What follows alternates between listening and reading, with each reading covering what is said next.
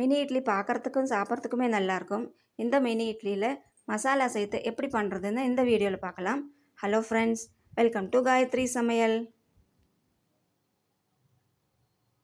இப்போ இட்லி பிளேட்டில் மாவு எப்படி விடுறது பார்க்கலாம். ஸ்பூனில் தான் விடணும், கீழே சிந்தாமல் விடுங்க. அப்போ தான் மினி இட்லியோட ஷேப்பு கரெக்டாக வரும்.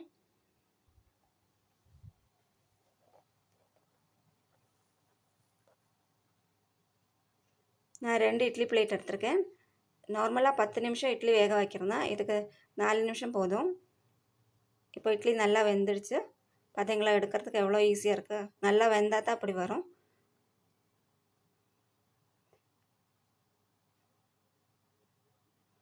பார்த்தீங்களா, பார்க்குறதுக்கே எவ்வளோ அழகாக இருக்குன்னு.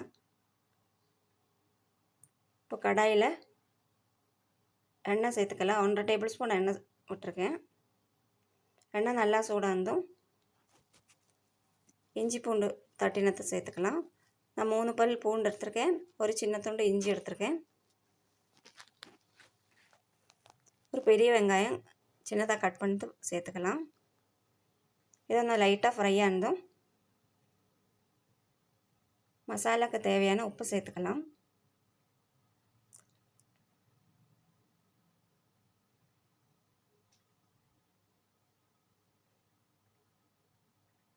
இப்போது மசாலா ஐட்டம்ஸ் சேர்த்துக்கலாம். 1 டீஸ்பூன் கரம் மசாலா, 1/2 டீஸ்பூன் காரம்பொடி, கொஞ்சமாக மஞ்சத்தூள் சேர்த்துருக்கேன்.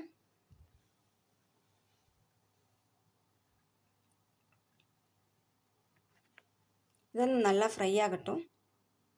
எண்ணெய் பிரிஞ்சு வரட்டும் வெங்காயத்துலேருந்து. இந்த டைம் அரைச்சி வச்ச தக்காளி சேர்த்துக்கலாம். நான் இங்கே 2 தக்காளி எடுத்திருக்கேன். பச்சை ஸ்மெல் போகிற வரை இதை நல்லா வதக்கணும். இப்போ தக்காளியிலேருந்து எண்ணெய் பிரிஞ்சு வந்துடுச்சு. இந்த டைமில் நமக்கு இட்லி அதில் சேர்த்துக்கலாம். இட்லியில் அந்த மசாலா எல்லாம் பிடிச்சி வரணும், அது வரை நல்லா ஃப்ரை பண்ணணும்.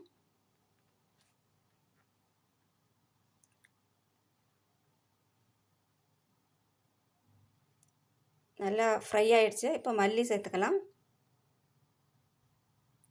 இப்போ நல்லா மிக்ஸ் பண்ணியாச்சுன்னா அவ்வளோதாங்க, மசாலா மினி இட்லி ரெடி.